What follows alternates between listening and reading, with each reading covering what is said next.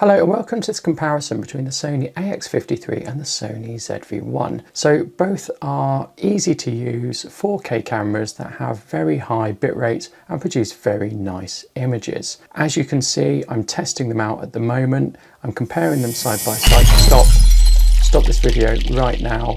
I've been making this video for ages. I've been comparing them, I've been testing them side by side. But very recently, within the last couple of months, the Sony ZV-1 has had a firmware update that allows it to act as a webcam. Now, I think that this changes everything. So we're going to stop and we're going to look at that, and we're going to come back to this in a moment. We've all been working from home recently, and webcams have become a thing again and something people need to use. Now the Sony ZV-1 can act as a webcam. You just plug it straight into your computer. I think that is a game changer in this comparison. So let's have a look at that. The Sony ZV-1, once you've updated the firmware, all you do is you plug it in and it works as a webcam. And not only does it work as a webcam, you get the benefit of eye autofocus tracking, and a better microphone than is in your standard webcam. So I can see myself being recorded now, and as I move my head forward and back, the camera is tracking that. I also have the ability to change the zoom angle, which is something you don't get on a webcam, and I'm also recording the sound directly through the ZV-1. Now the AX53 can plug into a computer and can act as a webcam, but you need to buy a capture card. So you need to make an additional purchase. It's not built in. So automatically, I think that changes things, and the ZV-1 works very well as a webcam. Let's talk about zooms now. The Sony AX53 has a whopping zoom. It zooms from 27mm all the way to 536mm. Now, how far you go depends on what type of steady shot you're using, but it can go up to 536mm. That's huge.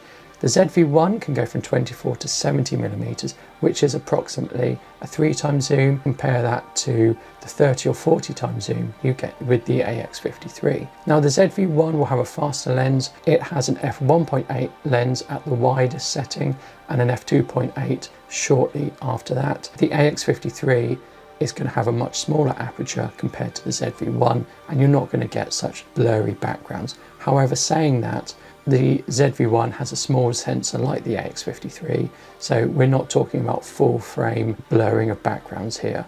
But the ZV-1 does have a larger sensor than the AX53, although they're of a similar size. Coupled with that wider aperture, you're going to get much better background blur from the ZV-1. So let's talk about the image quality. Now the image quality is going to be very similar for both of them, apart from the ability to blur the background. Both do 4K at 100 megabits per second, which is a very high bit rate, and you get lovely crisp images out of both of them. Let's go back to these tests I was doing now.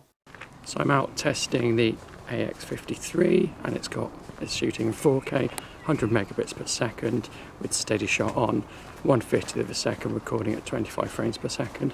And over here I've got the Sony ZV-1 recording in 4K 100, active steady shot on, and 1/50 of a second. So they're on the same settings pretty much. I can't get a shallow depth of field on the ZV-1 today, simply because it's so bright. But yeah, little vlogging test. Wonder how we're doing. So now I found somewhere in the shade, and I'm trying to see if I can get better background blur with the ZV-1. It's not as bright. I found a bit of shade on another day, so I've been able to come out and get these things done. Is there any difference? Let's go really close. Can we see any difference in the background? So let's talk about audio.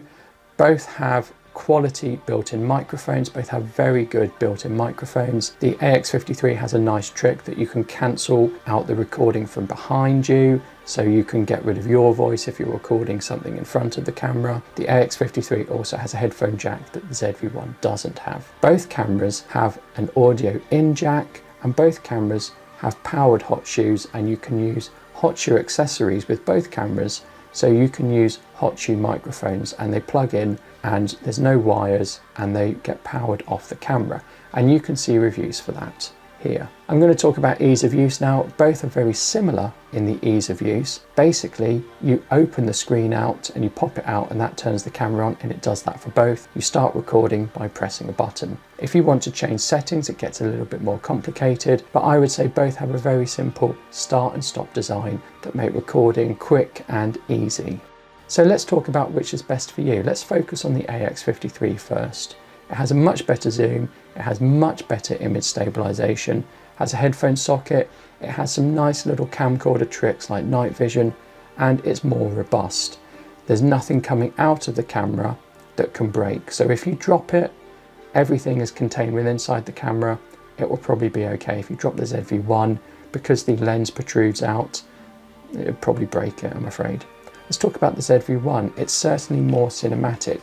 You've got more controls and you can achieve a much more cinematic look, including more blurrier backgrounds. However, to get that, you have to dive into the camera settings and you have to set things up. So out of the box, it's not going to be more cinematic. You have to enable that and work at that. You've got more manual controls. You've got things like ND filters, you've got S-Log, you've got profiles, you've got more control, and you've got full manual control, which is lacking in the AX53. You can use the ZV-1 as a webcam, and it's a very good webcam.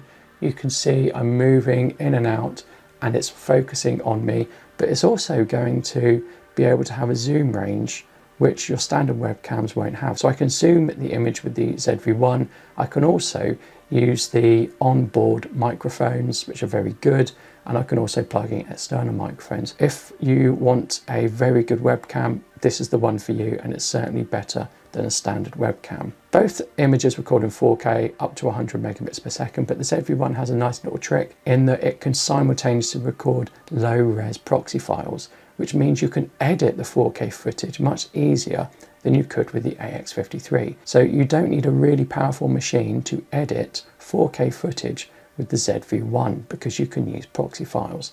The ZV-1 is also smaller and lighter. Which is the one for you? Well, only you will know. The AX53 is better for zooming. The ZV-1 is better for more cinematic work and having more manual controls and using as a webcam. Let me know if you found this video helpful. Let me know if you found things useful, and do check out my other videos on the ZV-1 and the AX53. Thank you. Goodbye.